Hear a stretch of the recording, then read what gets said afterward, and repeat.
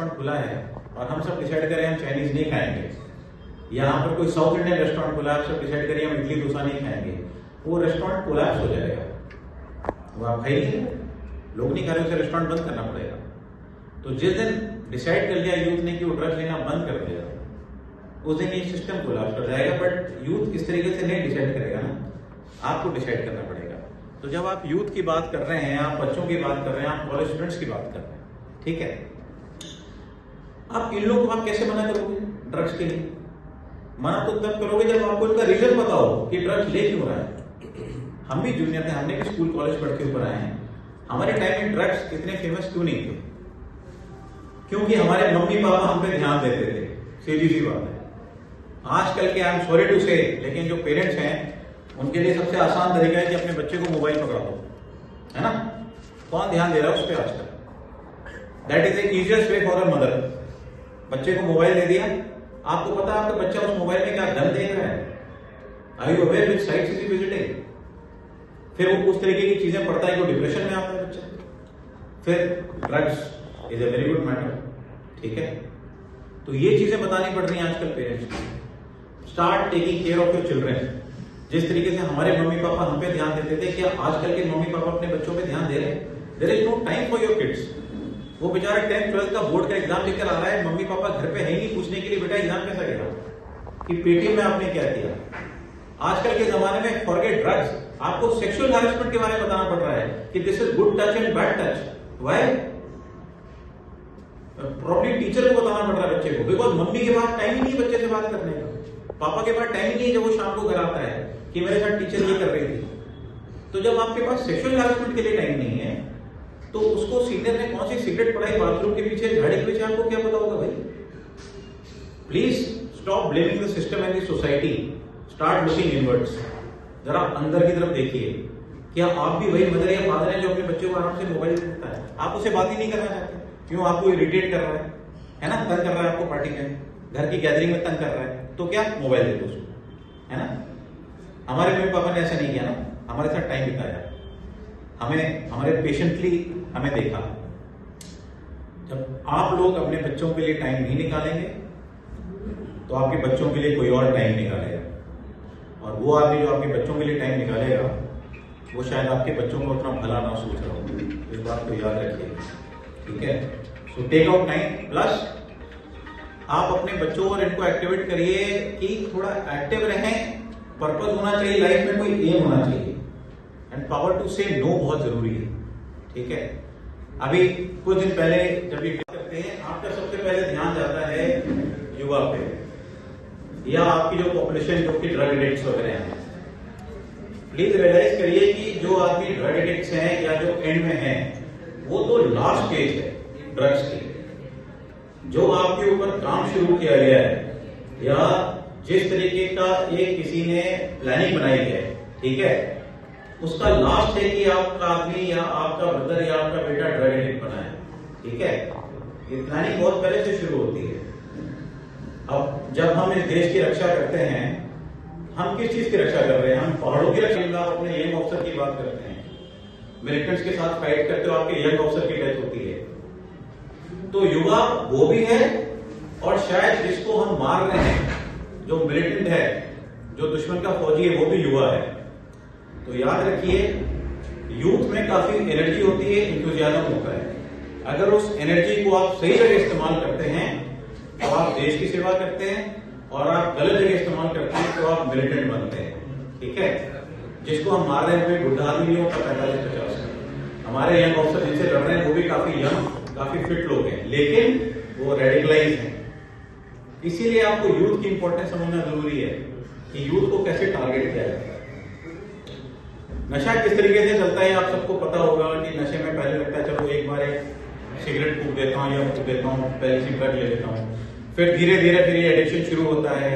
जब आपको ड्रग्स की आदत पड़ जाती है, फिर होता है कि हाई क्वालिटी ड्रग लूं। फिर जो आदमी आपको ड्रग इतनी आसानी से दे रहा था, वो कहता है हाई क्वालिटी ड्रग तो महंगी लगेगी। फिर वो महंगी ड्रग को लेने के लिए आप क्रिमिनल बन जाते हैं, फिर आप दूसरे क्रिमिनल वाली एक्टिविटी करते हैं कि आपको ड्रग्स मिले। तब उस आदमी ने अपना एम अचीव कर लिया, उसने हमारे देश का यूथ बिगाड़ दिया। तो प्लीज रियलाइज करिए कि एम कहां से शुरू होता है, कहां तक पहुंचता है। और अगर आप लोगों को लग रहा है कि ये ड्रग्स इंडिया में ही हो रहे हैं और पहले कहीं नहीं हुए, then you are very sadly mistaken. Okay, China के ओपियम वॉर से स्टार्ट हुई थी ड्रग्स। ब्रिटेन ने कहा था कि चाइना को ओपियम ट्रेड करना ही पड़ेगा। चाइना ने मना किया 19वीं सेंचुरी में, उन्हें पता चल रहा था कि हमारे यूथ खत्म हो रहे हैं, तो ब्रिटेन ने अटैक कर दिया चाइना पे। ठीक है, ये हिस्ट्री है ओपियम वॉर्स की। तो आपको रियलाइज करना चाहिए कि जब कोई ड्रग्स की बात करता है तो देश को खत्म करने की बात कर रहा है, देश की कौम को खत्म करने की बात कर रहा है। कई जगह आपको ड्रग्स नहीं दिखेंगे, किसी पर्टिकुलर एरिया में ड्रग्स दिखेंगे। आप साउथ अमेरिका को देखो, अमेरिका इतना स्ट्रॉन्ग कंट्री है, कोई भी स्ट्रॉन्ग आदमी जिसके पास एक बड़ा घर है एक कॉलोनी में, या उसकी पोजीशन पावर ज्यादा स्ट्रॉन्ग है, वो कभी नहीं जाएगा कि उसका पड़ोसी उससे ज्यादा स्ट्रॉन्ग हो जाए। उसका पड़ोसी उससे ज्यादा स्ट्रॉन्ग हो जाएगा, उसकी वैल्यू कम हो जाएगी। कॉलोनी में लोग उसको पूछेंगे नहीं। अभी दुर्गा पूजा दिवाली में उसके घर में इन्विटेशन जाता है क्योंकि वो पावरफुल आदमी है। अमेरिका ने वही किया है। साउथ अमेरिका की जितनी कंट्रीज आप देख लीजिए, चाहे मेक्सिको हो, कोलंबिया हो, इक्वाडोर हो, हर जगह ड्रग्स इस तरीके से घुसेड़ दिए गए। क्या एम क्या था? एम था देश को कमजोर करो। युवा तो बात की बात है, देश को कमजोर करने का तरीका है कि युवा को कमजोर करो। ठीक है, अगर आप इंडिया की बात लें तो इंडिया में इकोनॉमिकली एंड पॉलिटिकली ड्रग्स कैसे शुरू हुए हैं। आप लोगों ने पंजाब का नाम सुना होगा, है ना? पंजाब में मूवी बनी थी उड़ता पंजाब। ठीक है, उड़ता पंजाब में ड्रग्स की वैल्यू और ये ड्रग्स क्यों दिखाए गए। पंजाब में कौन रहता है? पंजाब में सरदार रहते हैं। Have you seen the contribution of sardar community to this country? सब ज्यादा टैक्स पेयर सरदार। आपको हर एक स्टेट में मिलेंगे सरदार। इकोनॉमिक हेल्पिंग के लिए सरदार।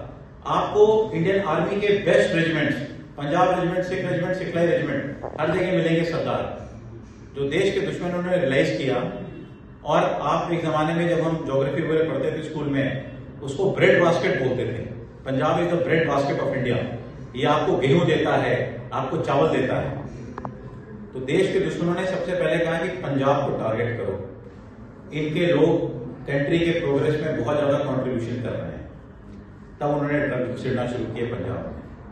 ठीक है, तभी आज पंजाब की हालत हुई है। क्योंकि प्रॉस्पेरिटी जब आती है तो पैसा आता है, जब पैसा आता है तो दिमाग गाने चलने लगता है।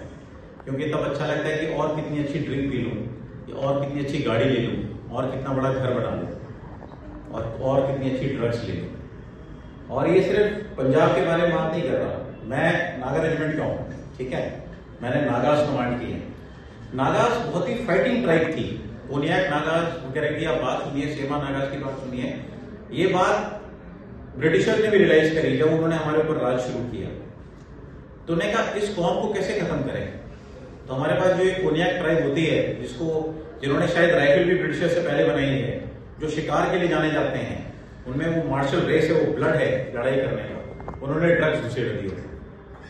अब आपको फोटोग्राफ नागालैंड में क्या मिलती है कि कोनियाक ट्राइब का बुढ़ा सा आदमी एक हुक्का लेकर फूक रहा है। कहां से शुरू हुआ ये? ड्रग घुसेड़ी गई देश को कमजोर करने के लिए। आप तो सिर्फ एक माध्यम है। ठीक है, और over a period of time आप देखेंगे ज्यादा लोग जिनकी डेथ ड्रग से होती है, उनकी एज ग्रुप क्या है? According to the national crime bureau 18 to 30 age group में लोग ज्यादा मर रहे हैं, 69 to 70%। ठीक है, तो चाहे नॉर्थ ईस्ट हो या कहीं पर भी हो, ठीक है, ये टारगेट होता है। और जब आप ड्रग्स एक कंट्री में इंक्लूड करते हैं तो उसके फायदे क्या हैं? How do you destroy country? आप पूरा सिस्टम डिस्ट्रॉय करना चाहते हैं। इंडिया के जो दुश्मन है वो कहते हैं कि आप गांजे की खेती करिए, ड्रग्स की खेती करिए। अभी हमारे 21 सेक्टर आसाम राइफल ने इतने गांजा की प्लांटेशन खत्म करी है, इतने एकड़ में 69 एकड़ 70 एकड़ में बॉक्सा नगर वगैरह में गांजा उगाया जा रहा है। वहां पर गेहूं भी उगाया जा सकता था, वहां पर चावल भी उगाया जा सकता था, बट एम था कि वहां पर गांजा उगाया जा सके, नशे वाली चीज उगाई जा सके। ठीक है, उसके बाद जब ड्रग्स बन जाती है तो ट्रैवल कैसे करती हैं? तो सबसे पहले तो आपने उस देश की जो फार्मिंग कम्युनिटी है उसको टारगेट किया, ताकि वो देश के लिए जो गेहूं चावल है वो खत्म करें और ड्रग्स शुरू करें, जैसे चाइना ने ओपियम ट्रेड में ब्रिटिशर्स ने चाइना के साथ किया। उसके बाद ड्रग्स बंद हो गए, ट्रैवल कैसे होंगे? ट्रैवल होंगे जब सिस्टम में करप्ट होगा, जब लोग रिश्वत लेंगे और इस सिस्टम को आगे बढ़ाएंगे, क्योंकि ड्रग्स में पैसा बहुत होता है। ठीक है, so please remember such things. उसने आपकी फार्मिंग को खत्म किया, फिर आपकी सोसाइटी को खत्म कर रहा है। क्योंकि ड्रग्स को चाहे आप लेते ना हो, लेकिन के ड्रग्स के मूवमेंट में जितने भी लोग शामिल हैं, जो करप्ट हैं, वो भी ड्रग्स को बढ़ावा दे रहे हैं। ठीक है, लास्टली आपको क्या लगता है ये ड्रग्स बिल के ये पैसा कहां से आता है? Where does this money go? आपने टेररिज्म सुना है सीरिया में, आईसिस? आपने सुना है ये आईएसआई वाले जो मिलिटेंट ट्रेन करते हैं जम्मू एंड कश्मीर में, इनके पास हथियार कहां से आते हैं? ट्रेनिंग फैसिलिटी कहां से आती है? इनके पास लेटेस्ट इक्विपमेंट कहां से आता है? आईडी बनाने का सामान कहां से आता है? It is all drug money. तो ड्रग मनी आपके देश के युवा को तो बहुत बाद में खत्म कर रहा है। ड्रग्स पहले आपके देश की फार्मिंग को खत्म कर रहे हैं, आपकी सोसाइटी में करप्शन बढ़ा रहे हैं, आपके देश के दुश्मनों को हथियार दे रहे हैं, उनको तैयार कर रहे हैं आपको देश को बर्बाद करने के लिए। Finally the last user is that boy who is smoking cigarettes और हु इज यूजिंग ड्रग्स।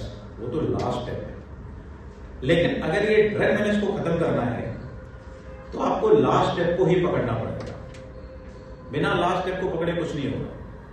अगर आप लोग कहते हैं कि हमें चाइना हमारा दुश्मन है और सब लोग डिसाइड करें आज कि हम चाइनीज गुड्स नहीं खरीदेंगे, डिफिकल्ट डिसीजन है, बोलते सब लोग हैं, एडवर्टाइजमेंट भी आता है, क्योंकि चाइनीज गुड चीप है, सब लोग को चीप गुड्स पसंद है, सब लोग चाइनीज गुड लेते हैं। बट फाइनली वो पैसा चाइना की इकोनॉमी में जा रहा है और हमारे देश के खिलाफ जो सोल्जर खड़े हुए हैं गलवान वगैरह में, आपका जो दिया हुआ पैसा है वो शायद किसी चाइनीज सोल्जर की वर्दी में जा रहा है या उसके इक्विपमेंट में जा रहा है। Please remember that. ठीक है, सो इफ आपका यूथ का ड्रग्स लेना बंद कर दे तो पूरा सिस्टम कोलैप्स कर जाएगा।